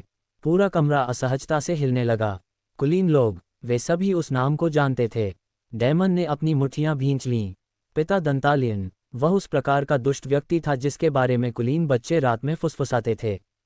पुराने युद्धों का अवशेष, एक धर्म जिज्ञासु जिसने निषिद्ध कलाओं का अभ्यास करने के लिए व्यक्तिगत रूप से संपूर्ण कुलीन वंशों का शिकार किया था। फ्लिक फेजॉय से एक धीमी, सुनाई देने वाली घूंट आई। उसके माथे पर ठंडा पसीना टपक रहा था। इस सब में मुख्य संदिग्ध उसका बेटा था। नहीं, इस सबूत के साथ उसका बेटा पहले ही खत्म हो चुका था।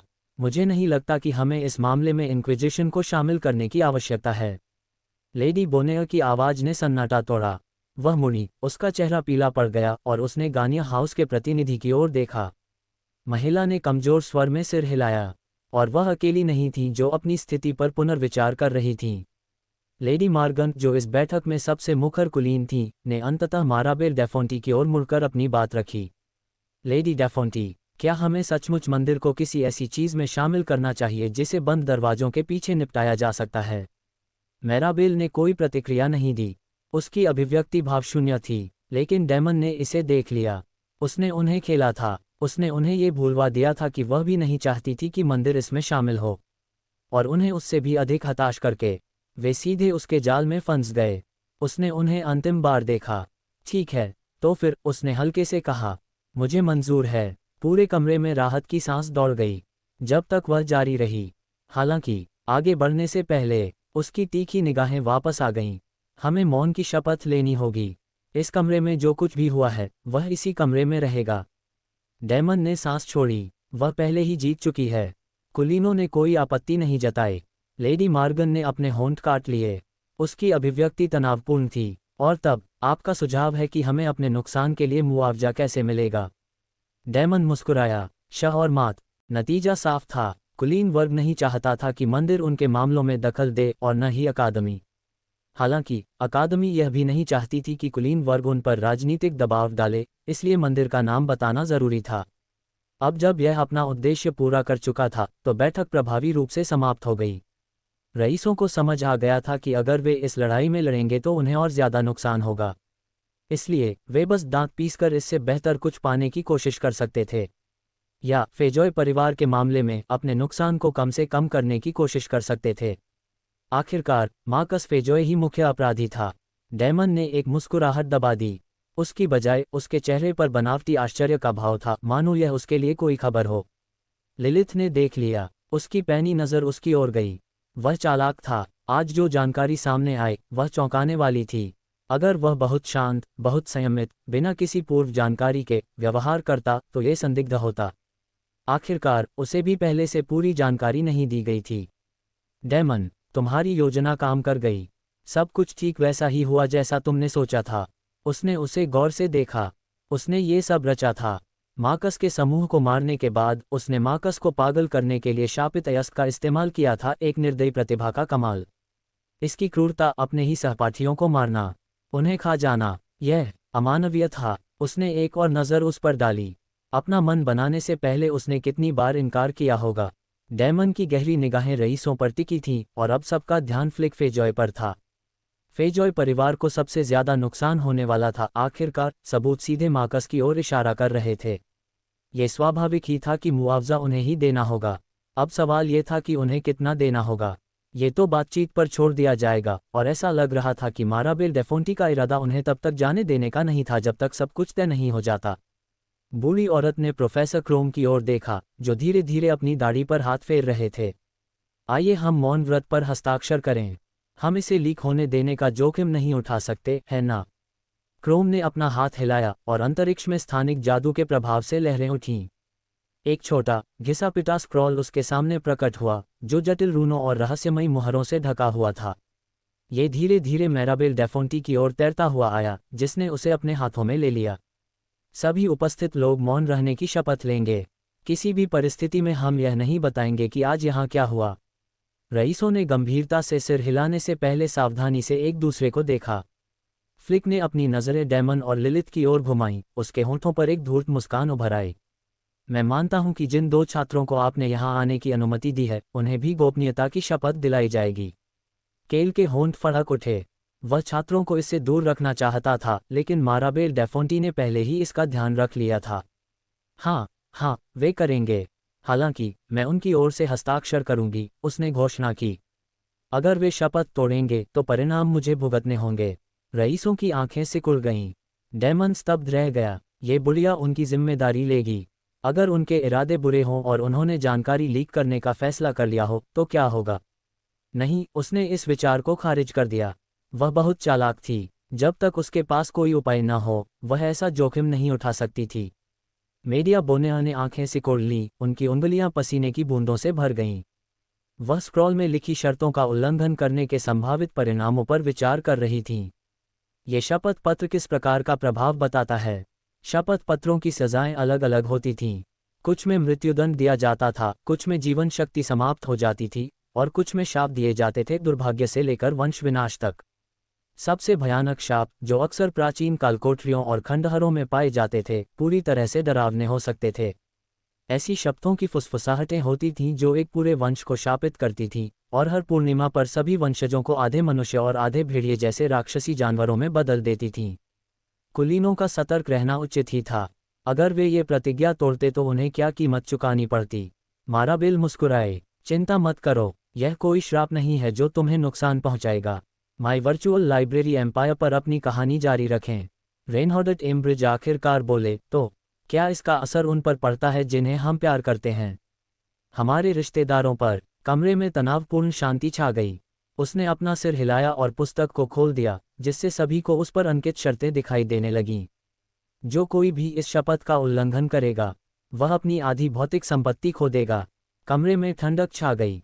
Pub future ads. रईसों के लिए धन संपत्ति गंवाना अक्सर परिवार गंवाने से भी बदतर होता था। कुछ लोग आर्थिक बर्बादी का जोखिम उठाने के बजाय अपने बच्चों की बलि चढ़ाना ज्यादा पसंद करते थे। रईसों के चेहरे पर अलग अलग भाव थे, कुछ झिझक से भरे थे, कुछ मौन क्रोध से। हालांकि डेमन ने आंखें सिकोड़ लीं। इस शपथ से माराबेल डेफोंटी को कोई नुकसान नहीं होगा। वह सेवानिवृत्त हो चुकी थीं। उनकी संपत्ति बहुत पहले ही उनके वंशजों को हस्तांतरित हो चुकी थी। उनका बेटा डेफोंटी परिवार का वर्तमान मुखिया था। उनके पास खोने के लिए कुछ भी नहीं था। इस बीच अन्य कुलीन लोग अपने पूरे परिवार की ओर से हस्ताक्षर कर रहे थे। ये बूढ़ी औरत, उसने उन्हें पूरी तरह से निभाया। कमरे में फुसफुसाहट फैल गई। एक पल बाद लेडी मार्गन ने अपना जबड़ा भींच लिया। मुझे फैसला लेने के लिए समय चाहिए। माराबेल ने सिर हिलाया, लेकिन अपनी नज़र फ्लिक फेजॉय की ओर घुमा ली। हम स्थगित कर सकते हैं, लेकिन अगर हम ऐसा करेंगे तो इस जानकारी के लीक होने का खतरा है। फ्लिक अचानक उठ खड़ा हुआ और अपने हाथों को मेज पर पटक दिया। मैं हस्ताक्षर करूंगा। उसने दूसरे रईसों को घूर कर देखा। जो हो गया सो हो गया। मुझे भरोसा नहीं है कि तुम में से कोई भी गलती नहीं करेगा और मंदिर को पता नहीं चलेगा। अगर उन्होंने दखल दिया तो हम सब खत्म हो जाएंगे। यही सब कुछ था जो इसने लिया। रेनहॉर्डेट एम्ब्रिज ने लंबी सांस छोड़ते हुए कहा, हमारे पास इसके लिए समय नहीं है। मैं भी हस्ताक्षर कर दूंगा। मैराबेल डेफोंटी की मुस्कान और चौड़ी हो गई। कुछ ही देर में बाकी लोगों ने भी ऐसा ही किया, लेडी मार्गन सहित। इसके साथ ही शपथ ग्रहण हो गया। अब केवल एक ही बात शेष रह गई थी, मुआवजा। मीडिया बोनेहा ने मैराबेल डेफोंटी की ओर रुख किया। मैं अनुरोध करता हूं कि एथर अकादमी इस विवाद में मध्यस्थ के रूप में कार्य करे और यह सुनिश्चित करे कि सभी पक्ष हमारे नुकसान के लिए मुआवजे की पेशकश और प्राप्त करते समय उचित समझौता प्रोटोकॉल का पालन करें। मैराबेल की अभिव्यक्ति एक विनम्र मुस्कान में बदल गई। हमें मध्यस्थ की भूमिका निभाकर सम्मानित महसूस होगा। डेमन ने राहत की सांस छोड़ते हुए खाली पक्की सड़क पर कदम रखा। लिलिथ उसके साथ साथ चल रही थी। उसका दिल सीने में धड़क रहा था। दिन भर की घटनाओं का बोझ उस पर भारी पड़ रहा था। उसने आखिरकार मार्कस और उसके गिरोह से बदला लेने का अध्याय पूरा कर लिया था। वे उसकी परछाइयों के लिए एक तृप्तिदायक भोजन थे। अब यह तय हो जाने के बाद उसका ध्यान ज्यादा जरूरी मामलों पर जा सकता है। वह व्यक्ति जो परछाई में छिपा है और एक काली आत्मा को बुलाने की कोशिश कर रहा है। अगर वह अपने पत्ते सही तरीके से खेले तो वह अराजकता का फायदा उठा सकता है, काली आत्मा को खाकर अपना स्तर बढ़ा सकता है और उससे भी ज्यादा जरूरी, बुलाने वाले को खत्म कर सकता है। या शायद उनका इस्तेमाल भी कर सकता है। कुलीनों का सम्मेलन स्थगित हो गया। लिलित की शांत आवाज ने उसके विचारों को तोड़ दिया। उसने उसकी ओर देखा, उसका भाव स्पष्ट था। सब कुछ तुम्हारी उम्मीदों के मुताबिक हुआ, उसने सोचा और फिर हंस पड़ी। जो कोई कुलीन नहीं है, उसके बारे में तुम्हें पता ही है कि वह क्या सोचता है। डैमन ने अपनी निगाहें तारों से जगमगाते आकाश की ओर उठाईं, जहां जुड़वां चंद्रमा नीचे लटके हुए थे, जिससे एक हल्की सी चमक फैल रही थी, जिसने उसके मूड को थोड़ा भी बेहतर नहीं बनाया। मैं उनसे घृणा करता हूं, उसने कड़वाहट से भरी आवाज में स्वीकार किया। लेकिन रईसों से मेरी इतनी मुलाकातें हो चुकी हैं कि मैं जानता हूं कि वे कैसे काम करते हैं। ऐसा न जानना मुश्किल होगा। लिलित धूर्तता से मुस्कुराए। मैराबेल डेफोंटी एक डरावनी बुढ़िया है ना? लेकिन मुझे अच्छा लगा कि मामला कैसे निकला। किसी ने सबूतों पर सवाल तक नहीं उठाया, जबकि कुछ संदिग्ध हिस्से थे। उसकी आंखें जिज्ञासा से चमक उठीं। क्या तुमने जानबूझकर ऐसा किया? डैमन ने आह भरी। वह सारी साजिशों से थक चुका था। हाँ, मैं चाहता था कि वे मामले को बिना किसी नतीजे के छोड़ दें। उन्हें लगता है कि मार्कस मर चुका है, लेकिन उन्हें यह भी शक है कि वह जिंदा भी हो सकता है। अब वे इंतजार करो और देखो कि नीति अपना रहे हैं। मुझे लगता है कि बातचीत पूरी होने के बाद वे उसे ढूंढने की कोशिश शुरू करेंगे। लेकिन आप किसी ऐसे व्यक्ति को नहीं ढूंढ सकते जो पहले ही मर चुका हो। लिलित की मुस्कान और गहरी हो गई। वह क्रूर तो था, लेकिन उसका ये पहलू लगभग मनमोहक था। उसने अपने लाल बालों की एक लट एक तरफ सरका दी और उसे गौर से देखने लगी। वह शक से भरा हुआ था, फिर भी निर्दयी था। इतनी झिझक से भरा हुआ, लेकिन फिर भी इतना अथक। उसे आश्चर्य हुआ कि क्या वह कुछ और ही योजना बना रहा है।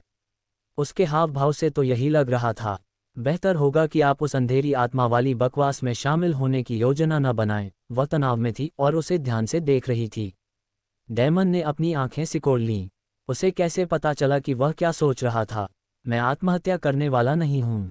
मैं तब तक कोई कदम नहीं उठाता जब तक कि मेरे जीतने की कम से कम 80% संभावना न हो। लिलिथ ने उपहास किया। तो आप इस पर विचार कर रहे थे? आपने इससे इनकार नहीं किया। आप केवल सफलता की संभावनाओं का आकलन कर रहे हैं, है ना?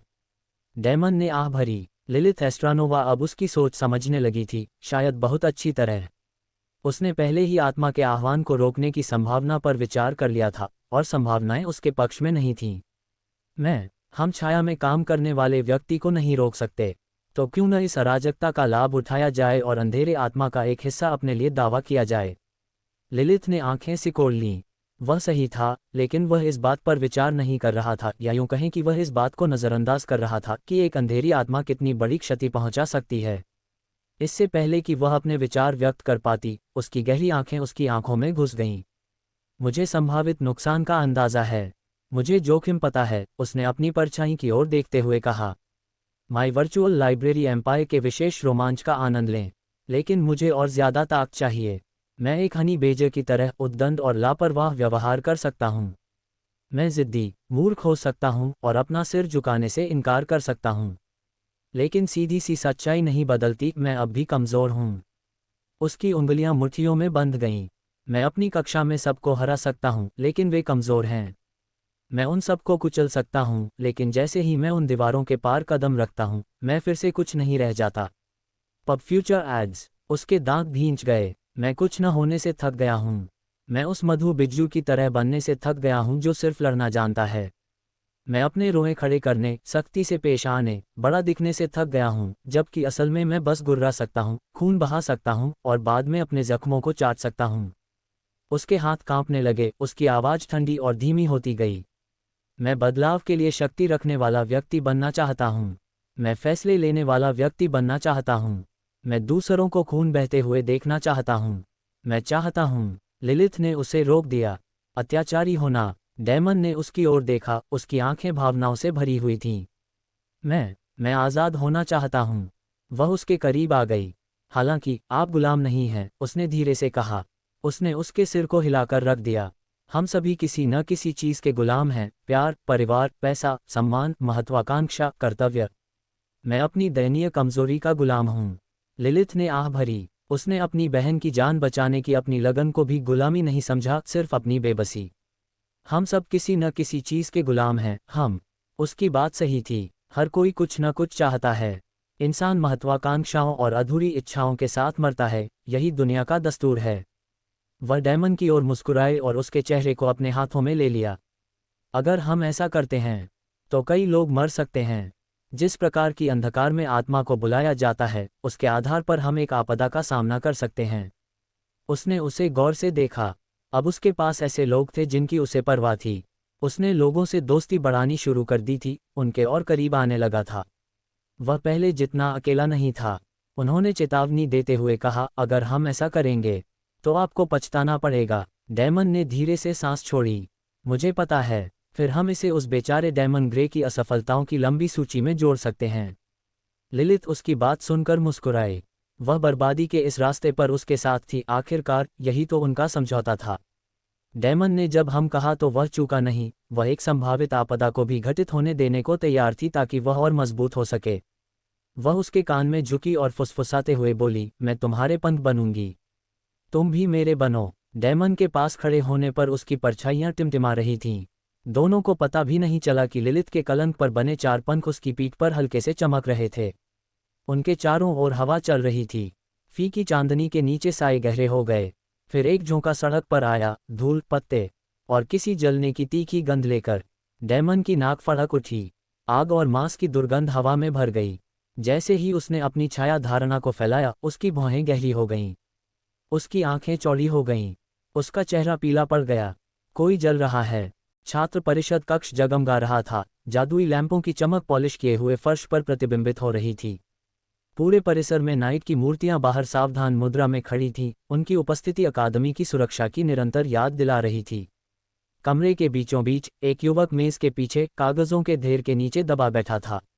मेज के किनारे पर एक कौवा आलस से बैठा था, पंख के नीचे सिर छिपाए ऊँघ रहा था। डेमन ने आह भरी और अपने काले बालों को एक तरफ कर दिया।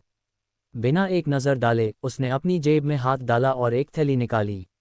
एक अभ्यासी मुद्रा में उसने उसमें से सारा सामान, चमकते जादुई क्रिस्टल, अपनी कुर्सी के नीचे जमा हुई परछाई पर उड़ेल दिया। उसकी परछाई का स्याह अंधेरा लहरा रहा था, लालच से क्रिस्टलों को निगल रहा था। उसके दिमाग में एक जानी पहचानी झनकार गूंजी, उसके सिस्टम से एक सूचना। उसने मुश्किल से उसे पहचाना। उसकी आंखें उसके सामने पड़े अंतहीन कागजों पर टिकी थीं। वह कराह उठा, आह, ये बहुत कष्टप्रद है। आत्मा से लगाव रखने वाले छात्रों का रिकॉर्ड ढूंढना घास के ढेर में सुई ढूंढने जैसा है। उसके सामने लिलिथ एक पैर दूसरे पर रखे, अपनी उंगलियों के बीच लाल बालों की लट घुमाते हुए बैठी थी। उसने आंखें घुमाईं। इतना चिड़चिड़ा मत बनो, हम केवल 3 सप्ताह से इस पर काम कर रहे हैं। डेमन ने अपना सिर हल्के से धड़ाम से मेज पर गिरा दिया। 3 हफ्ते बीत गए, कुछ नहीं हुआ।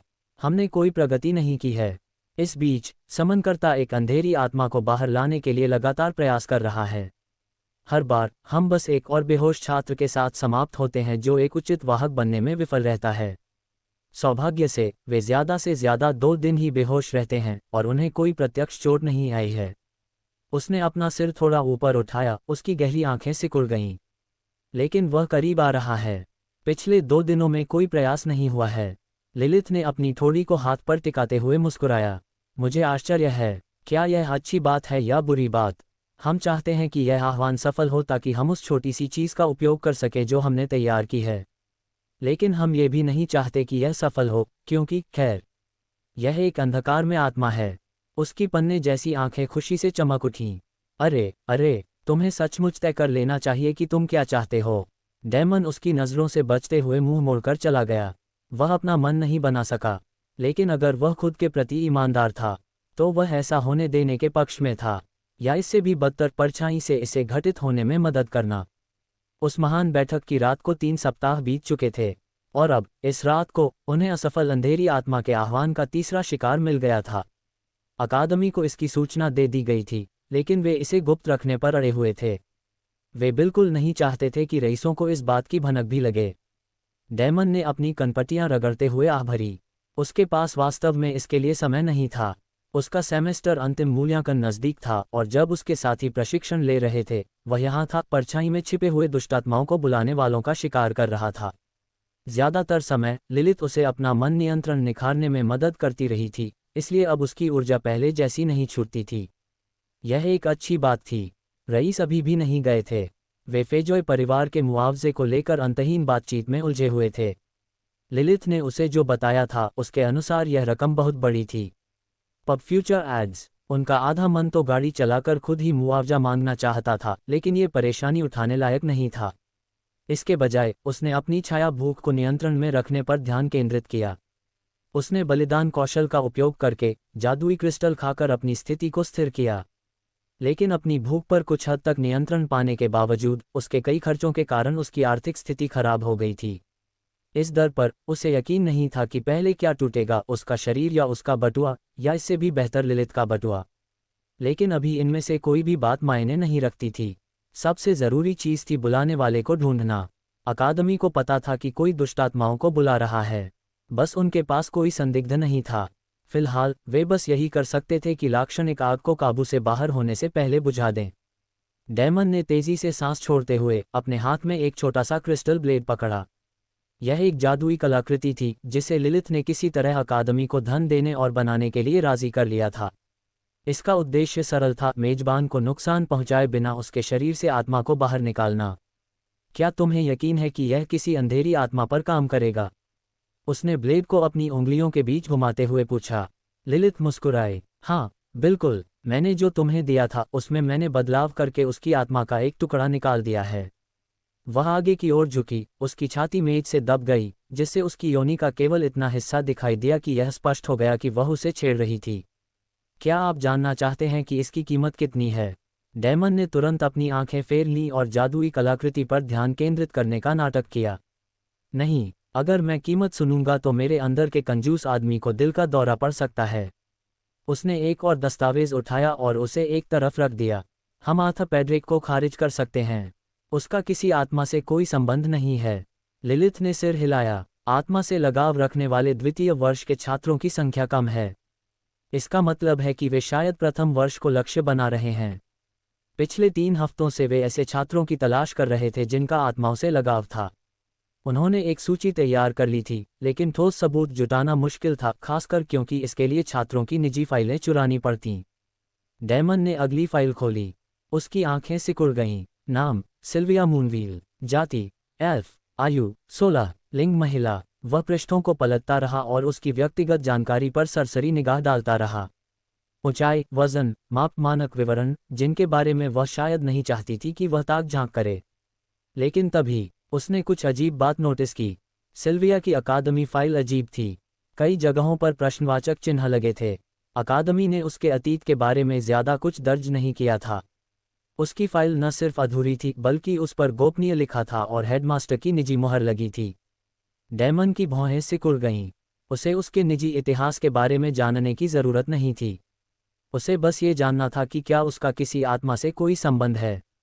लेकिन पिछले 3 सप्ताह से सिल्विया के अजीब व्यवहार को देखकर वह उत्सुक हो गया। और फिर भी उसकी फाइल ने उसे कोई जवाब नहीं दिया, केवल और अधिक प्रश्न दिए। उसकी फाइल पर इतना प्रतिबंध क्यों लगाया गया? उन्होंने इवांगेलिन, जैंडर और लियोना की प्रोफाइल जांची। उनमें से किसी का भी नाम गोपनीय नहीं था। उनकी पृष्ठभूमि पूरी तरह से दस्तावेजित थी। केवल सिल्विया की फाइल ही रहस्य थी। वह गहरी सोच में डूबा हुआ अपनी उंगलियां मेज पर थपथपा रहा था। लिलिथ की आवाज़ ने उसे वास्तविकता में वापस खींच लिया। आप क्या कर रहे हो? डेमन ने अपना सिर हिलाते हुए फाइल बंद कर दी। कुछ नहीं, बस सिल्विया की फाइल अजीब है। लिलिथ ने डेमन की ओर देखा। जब वह सिल्विया की फाइल को फिर से पलट रहा था, उसके होठों पर एक उपहासपूर्ण मुस्कान आ गई। तुम सचमुच अस्वीकृति को बर्दाश्त नहीं कर सकते, है ना? तो अब तुम अपने क्रश का पीछा करने लगे हो। डेमन का गला लगभग अपने ही थूक से घुट गया। क्या? मैं तो बस उसके बारे में चिंतित हूँ। मुझे तो बस यह अजीब लग रहा है कि उसकी फाइल इतनी अलग है। लिलिथ ने उपहास किया। और मैं सोचती हूँ कि जब आप जांच कर रहे थे तो संयोग से आपको उसके 3 आकार और वजन याद हो गए। डेमन खांसते हुए दूसरी ओर देखने लगा। मेरे पास फोटोग्राफिक मेमोरी है, इसलिए अगर मुझे पता चले कि उसके साइज।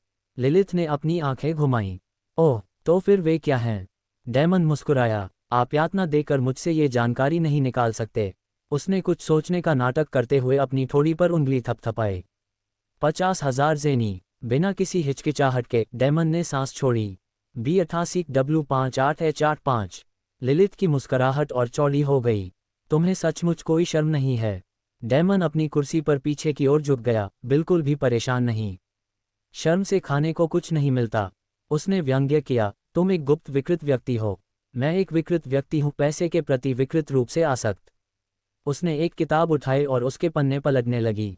तुम्हारे अंदर इतनी कम उम्र में इतनी सारी बुराइयां हैं। डैमन ने उसकी उपेक्षा की और उसकी जगह इवेंजेलिन का प्रोफाइल उठा लिया। उसमें बहुत सारी प्रतिभाएं हैं, दुर्भाग्य से वह अपने अहंकार से आगे नहीं देख पाती। लिलिथ ने अपना सिर झुकाकर उसकी ओर देखा। पब फ्यूचर एड्स, इवांजेलिन ब्राइटवाटर एक उच्च कुलीन है। अहंकार होना स्वाभाविक है। डैमन ने अपना सिर हिलाया। बात ये नहीं है, उसे ये एहसास ही नहीं कि उसमें अहंकार है। वो बस यही उम्मीद करती है कि हर कोई उसके अभिजात्य नियमों से चले बिना किसी इरादे के। वो न्याय की बात तो करती है, लेकिन यथास्थिति को बदलने के लिए कुछ नहीं करती। लिलिथ हल्के से हंसी। वह समझ गई कि वह सिर्फ इवांजेलिन की आलोचना नहीं कर रहा था, वह चिंतित था। तुम उसके बारे में चिंतित हो? डैमन ने अपना सिर हिलाते हुए उपहास किया। मैं अन्य लोगों के बारे में चिंता नहीं कर सकता। बस बात यह है कि अगर वह इसी तरह अपनी चमक में अंधी होकर आगे बढ़ती रही तो उसे केवल कष्ट ही सहना पड़ेगा। लिलिथ ने अगला पृष्ठ पलट दिया, उसकी आंखें सिकुड़ गईं। अरे आओ इसे देखो। डैमन ने उस पुरानी किताब पर नजर डाली जो वह पढ़ रही थी। वह आह भरते हुए खड़ा हो गया, उसके कपड़े देर तक बैठे रहने से थोड़े सिकुड़ गए थे। वह उसके पीछे आ गया, इतना पास कि उसे गार्डेनिया की हल्की सी खुशबू आ रही थी, वह प्राकृतिक खुशबू जो उसके पास हमेशा रहती थी। उसके शरीर की गर्माहट उसे छू रही थी और उसकी परछाई इस नज़दीकी से थोड़ी हिली। क्या बात है? उसने लंबे समय तक काम करने से कुछ थका हुआ महसूस करते हुए पूछा। इस पर एक नज़र डालिए। मैं आत्माओं को बुलाने के सभी दर्ज वृतांतों को पढ़ रहा था और मुझे ये पुरानी किताब मिली जिसे एक शाही विद्वान कैम वान व्लादिमीर ने 458 में लिखा था।